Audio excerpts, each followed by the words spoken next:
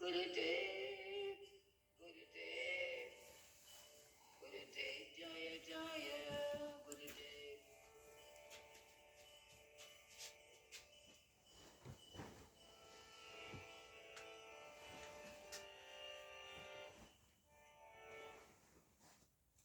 Om Namo Bhagavate Vasudevaya. Om Namo Bhagavate Vasudevaya. Om Namo Bhagavate Vasudevaya. So today we're looking at Canto 1, as we know, and at Chapter 6, in a very pertinent verse, verse 17. Those of you who have it, please repeat. Premati bhara nirvina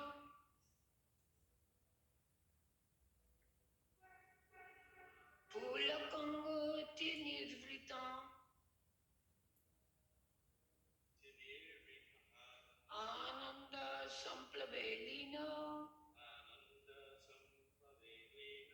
na pashamubhayam mune premati bhara nirvina pulakangati nirvrita ananda samplavelina na pashamubhayam mune premati bhara nirvina pulakangati nirvrita ananda samplavelina na pashamubhayam mune. Go ahead.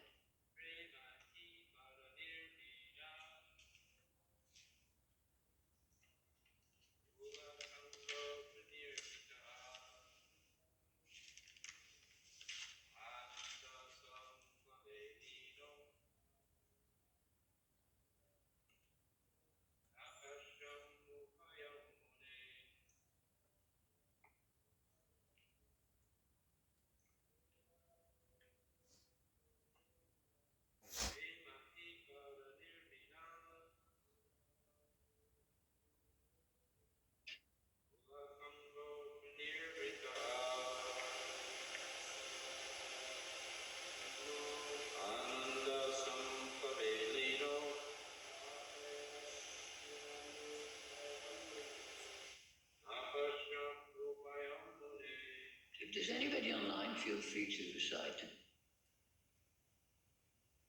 Okay, I'll If not, we'll go to the ritual. Can you hear me? Love, atibaram, excessive, nirvana, especially distinguished, pulaka, feelings of happiness, anga, different bodily parts,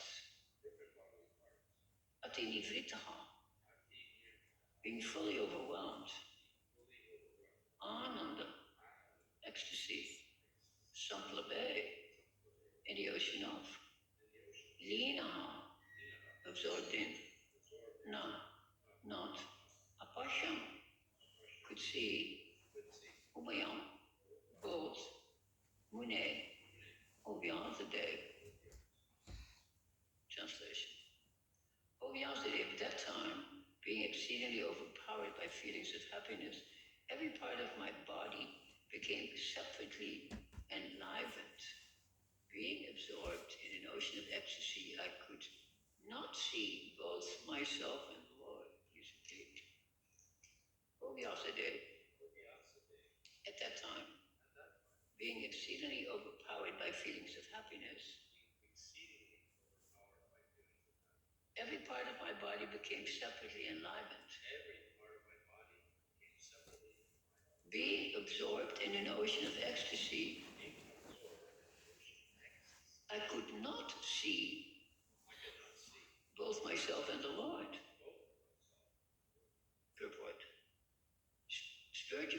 happiness and intense ecstasies have no mundane comparison. Therefore, it is very difficult to give expression to such feelings. We can just have a glimpse of such ecstasy in the words of Sri Narayana Muni. Each and every part of the body or senses has its particular function. After seeing the Lord, all the senses became fully awakened to render service unto the Lord, because in the liberated state the senses are fully efficient in serving the Lord. As such, in that transcendental ecstasy, it so happened that the senses became separately enlivened to serve the Lord. This being so, Narada Muni lost himself in seeing both himself and the Lord simultaneously.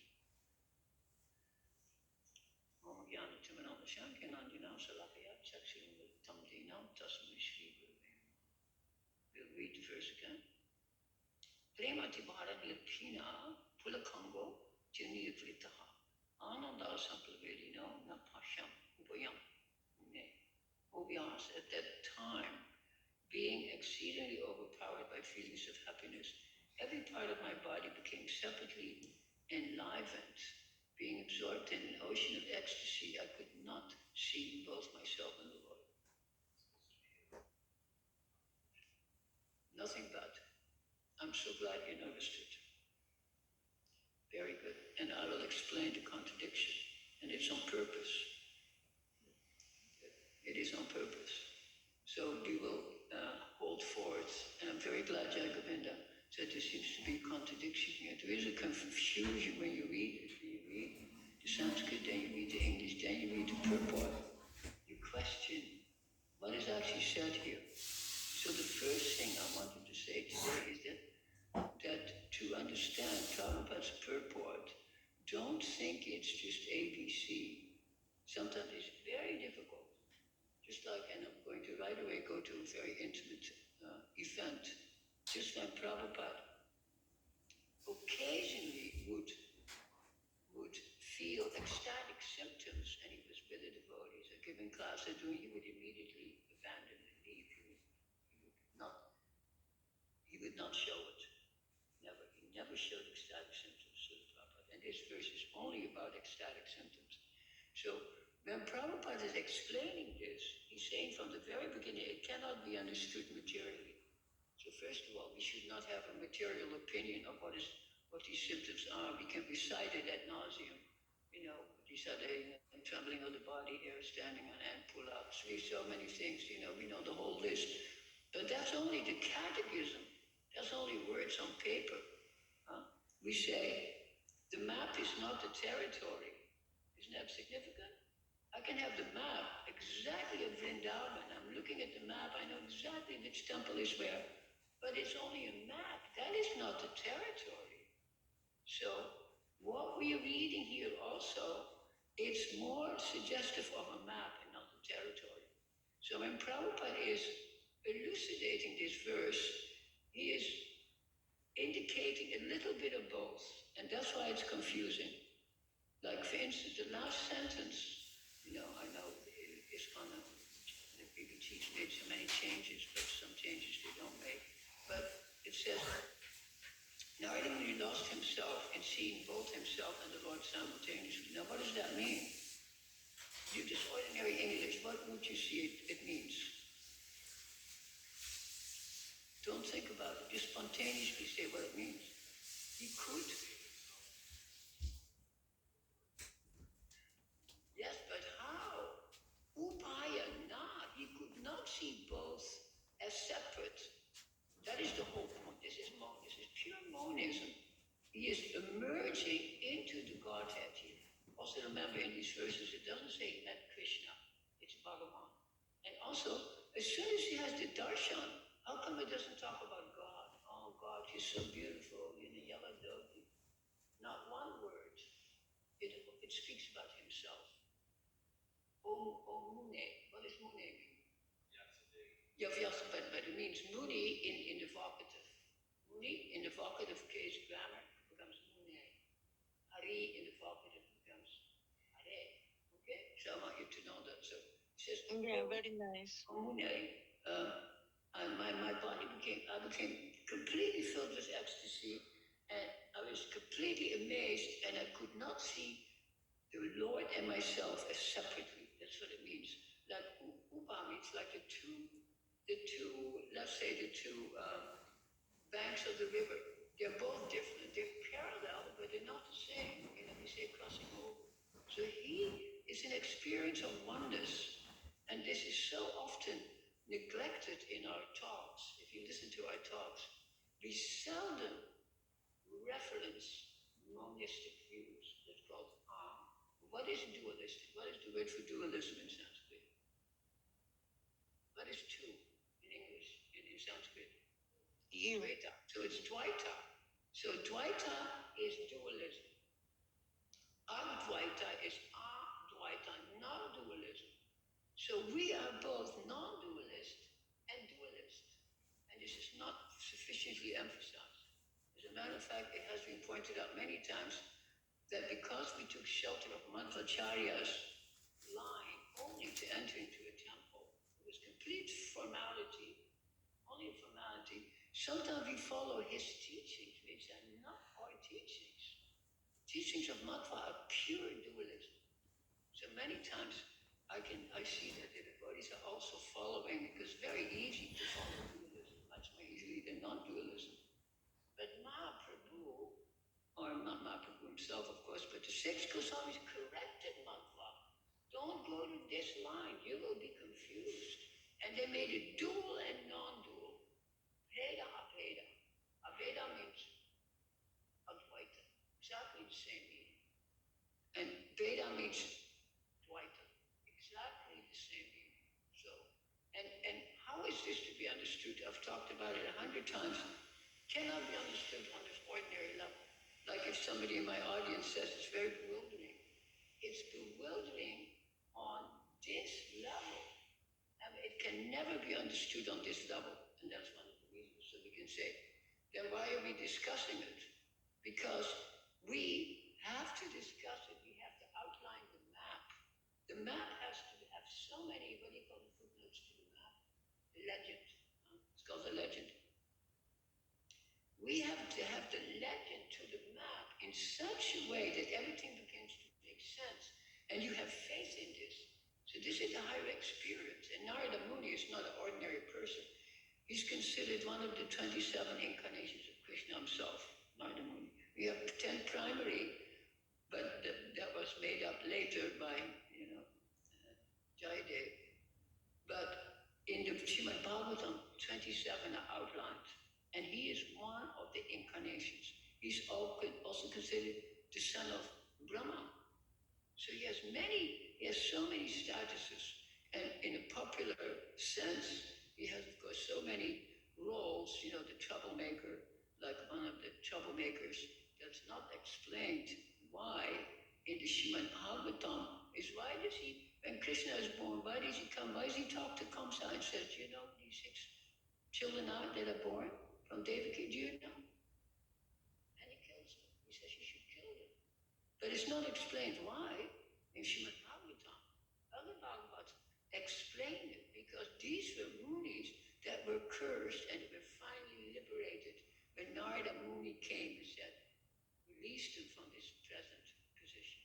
So that is very strange. You think, oh my God, they're born from Devaki and they are unfortunate. And yet, this zigzag story is, very difficult for us to understand. Many of these stories, how does it make sense? So many of these stories don't make sense on the material level, but they make sense on the spiritual level. And this is why we say, Achincha, Veda, Veda. Achincha is the most, that you could say that adjective should be considered very heavily. So don't think that you can figure it out on a piece of paper or go ask a meta on AI to give you the answer. They'll give you the answer. And some of the answers are very good. Like today, I recently, I just tell you this very privately, of course, I recently rearranged my library because somebody brought my old bookcase that was in storage for about 10 years. They finally brought my bookcase. I think I see the person there who brought it. And I put all my books in there, maybe 300-400 books. And one of the books that was standing out is called Being in Time. It's a very famous book from one of the major European philosophers. Yeah, no. This is Heisenberg. This is Heisenberg's book, and there's a big discussion on, is he an atheist? Is he a theist? Like, who is he? Because he's perhaps the number one famous philosopher of the last century, Heisenberg. So, and then it gives you background information. He was born Catholic. Then he married a woman who was Protestant. Then at the time of death, he again returned to Catholicism. So if he's an atheist, there's no question. There's not even a description of him returning to Catholicism. You see what I mean? So we have to read very much between the line. And when you read his philosophy, somebody, a very good friend of mine was asking, I say, to what degree was this Western philosopher influenced by Eastern ideas? And I had not researched it to any degree, but I gave my own answer that he uses logical techniques that are suggestive of Sanskrit analysis. Like, for instance, in Sanskrit, you have different cases for nouns, locative, possessive. So many cases are there. So when you analyze it like this, you get a very different meaning from Western. So this particular philosopher was doing this. So anyhow, then he said, he asked me the question, and then he sent me the answer via AI about 10 minutes later. And he gave an excellent description of that philosopher's background, that he had friends who were familiar with Buddhism. So he heard terms like moksha and so many different terms, that he heard, and Vedanta, etc. So even though they didn't speak about it, they're familiar with it. So our situation is a little like that. We may not be familiar with these ecstatic symptoms, but since we heard of these symptoms, we can identify with it. We identify with saying, oh yeah, because even in ordinary, almost every day somebody says something to me and my hair stands on end. You see, my hair stands on end. How many times? Because it's so amazing that somebody should say this, or I should see this, or I should find this. So the first ecstatic symptom is very ordinary, hair standing on end. See? So, and all the other symptoms are also there, even on a mundane level. Somebody gets a certain amount of news, and they're so happy they can faint, they can even die. Look at Shakespeare, all the characters, what they experience. So these experiences then of Narada Muni are most rare because he's the most rare person.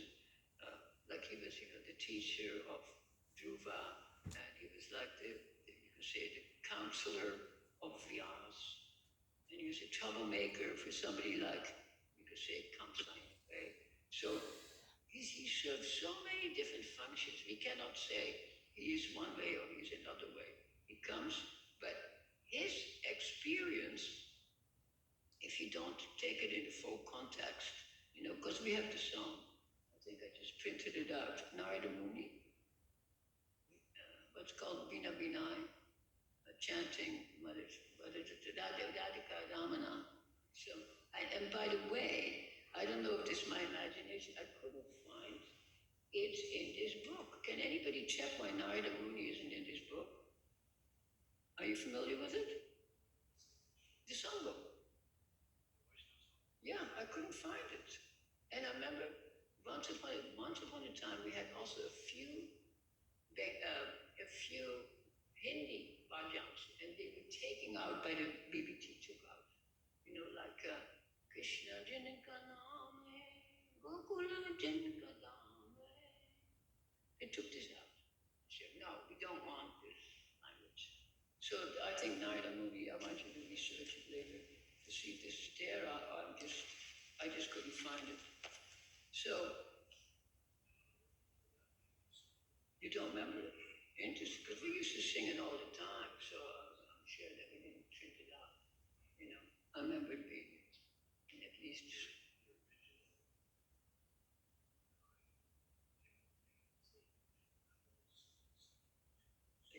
Exactly, yeah, exactly.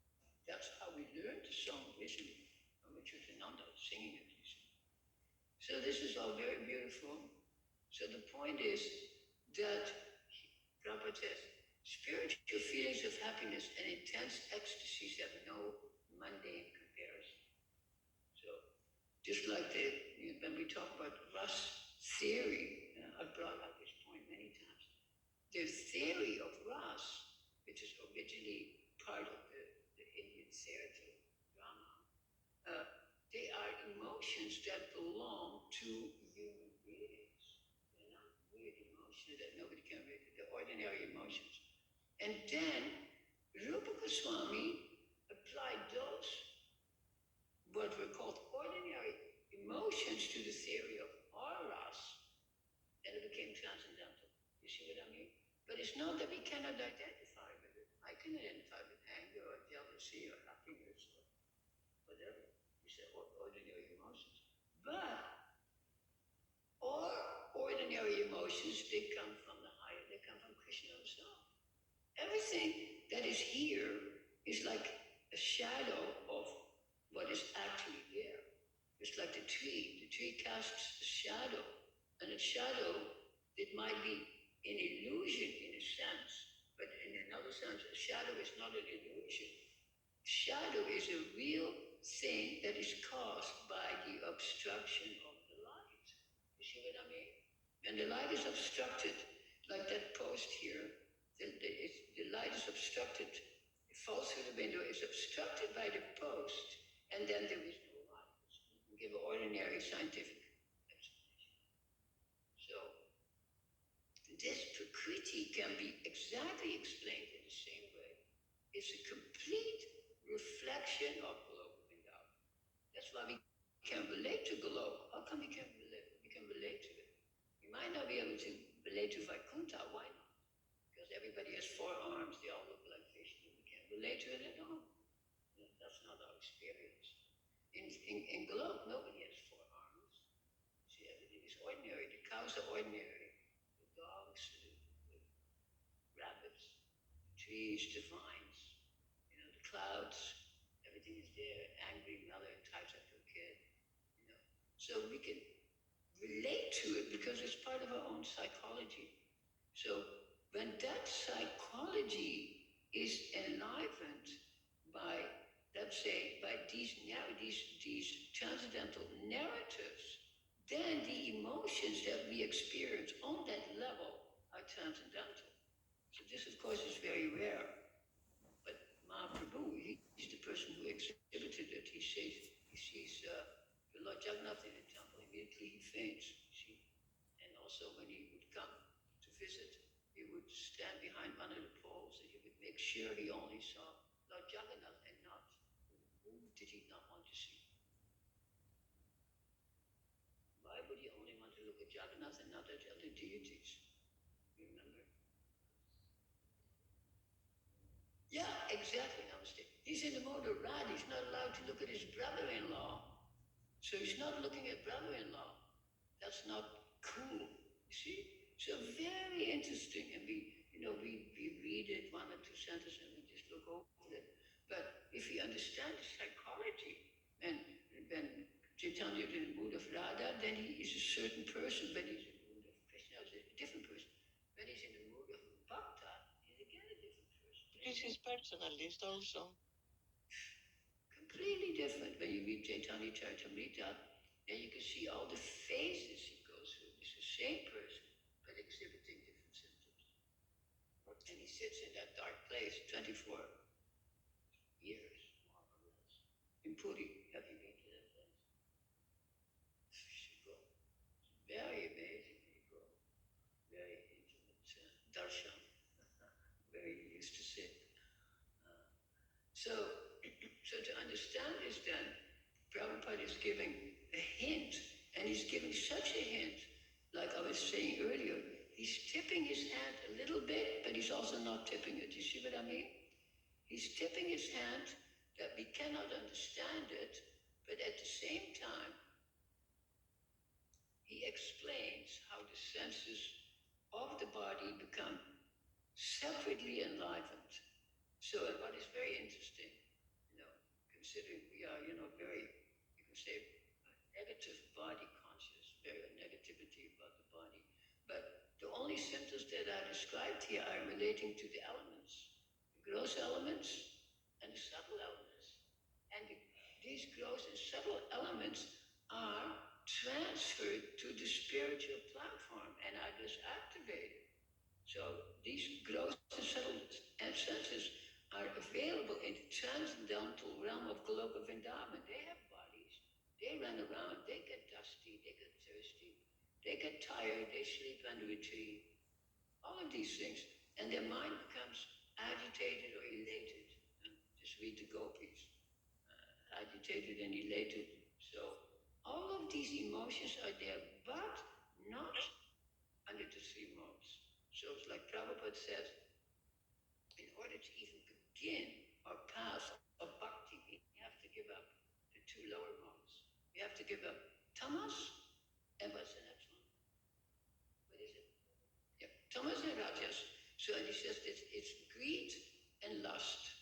And the other one, he does not mention anger. Because anger, why would he not mention anger?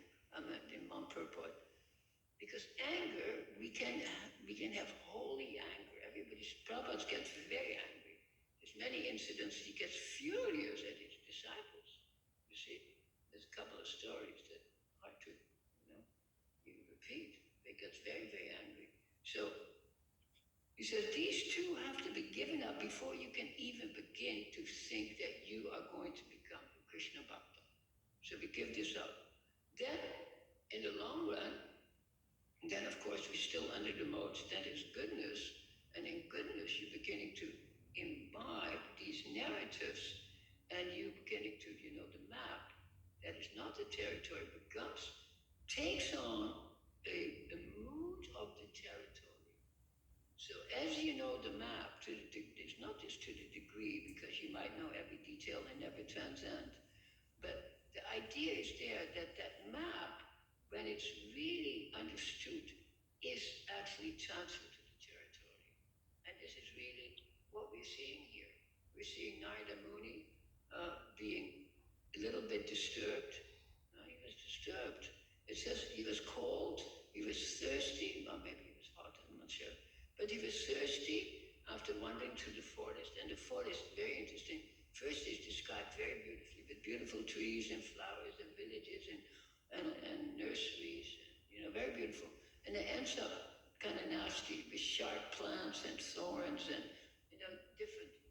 And so it goes from goodness to not so good. And then he says, I was bewildered, I was thirsty, I drank water, I sat under a banyan tree, and then within one sentence he says, then I had the vision of Bhagavan.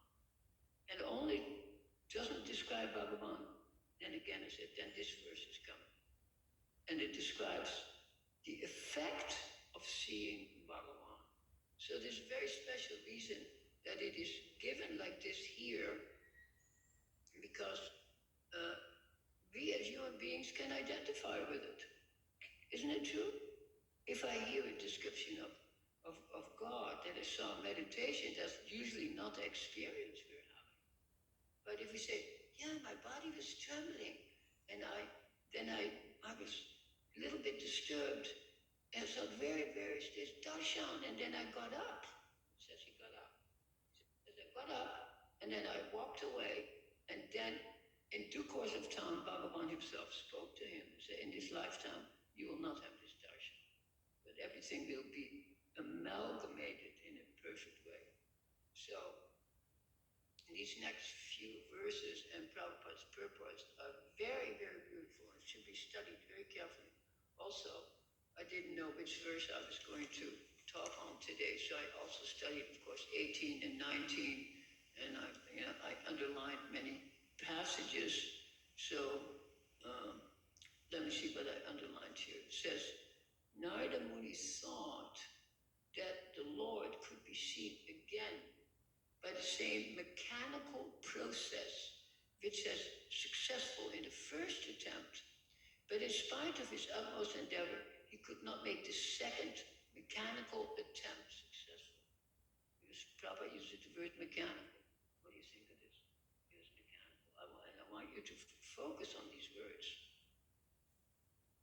The Lord is completely independent of all obligations. He can simply be bound up by the tie of unalloyed devotion. Nor is he visible or perceivable by our material senses. When he pleases, being satisfied with the sincere attempt of devotional service, depending completely on the mercy of the Lord, then he may be seen out of his own. It's not that's guaranteed. So Prabhupada says that the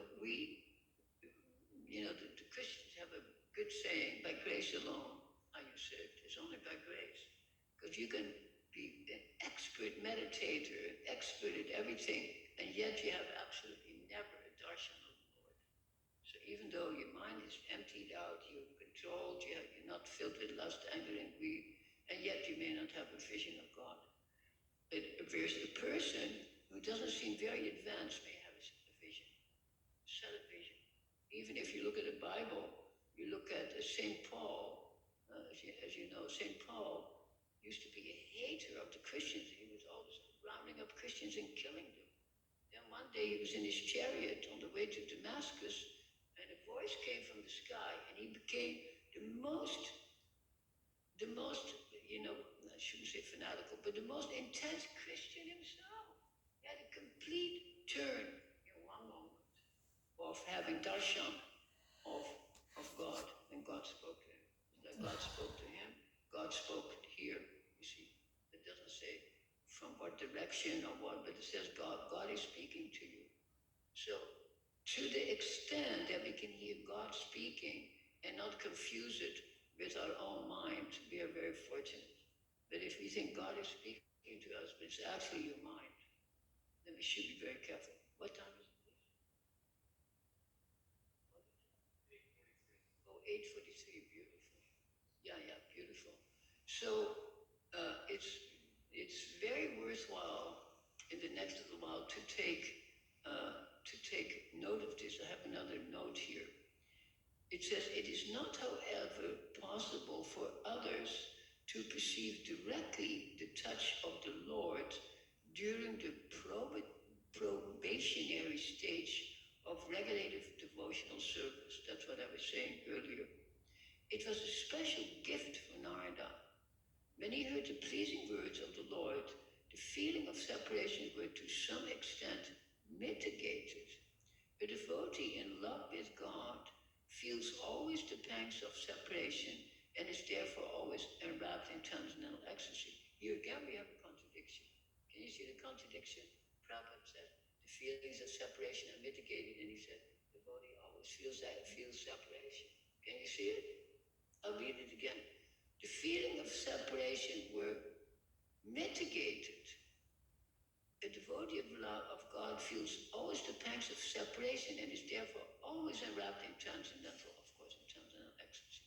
So you can see that separation gives, look at the gopis, were they not in ecstasy? Is considered ecstasy. So separation, even though Krishna is not directly there, separation in Krishna consciousness is considered ecstasy.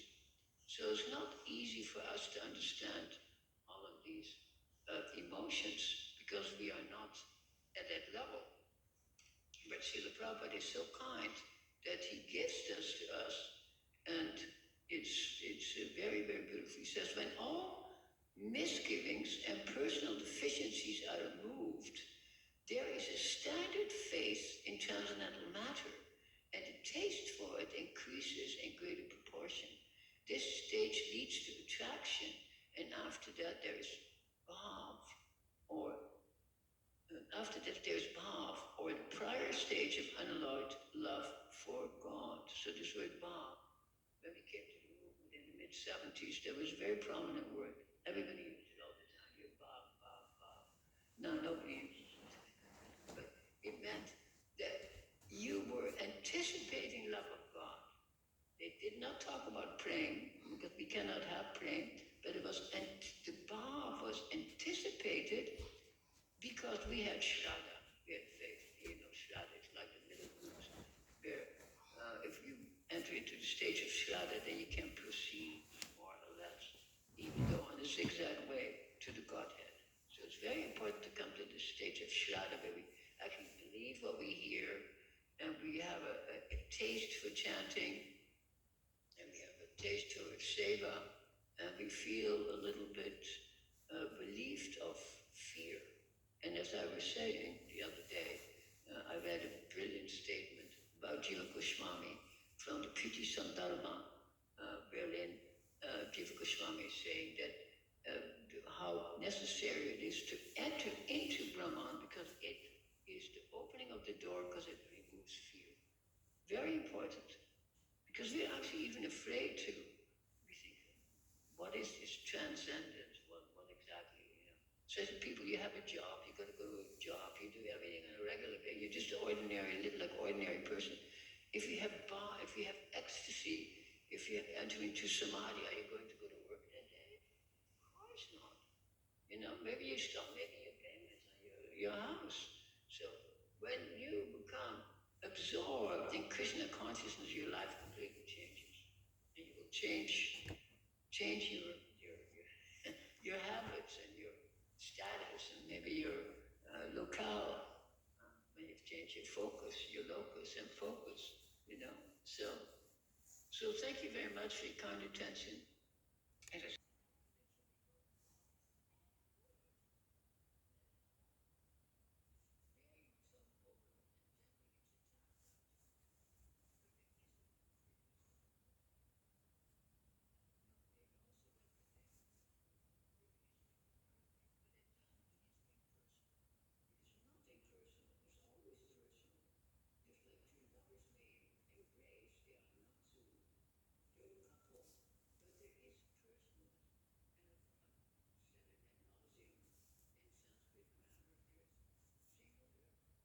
1.6.70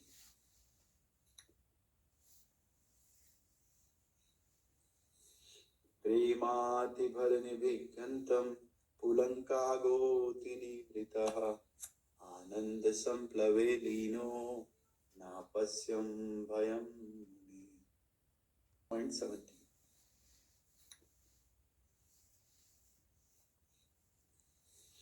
प्रेमातिभरनिभिघ्नन्तं पुलङ्कागोतिनिवृतः आनन्दसंप्लवे लीनो नापश्यं भयं मुने प्रेमातिभरनिरपुलङ्गान् पुलङ्कातो निवर्तितः आनन्दसंप्लवे लीनो नापश्यम् उभयं मुनो प्रेमातिभिर्निभृतन्ना पुलकाङ्गतो विनिवृतः आनन्दसंप्लवे लीनो नापश्यम् उभयं मुनो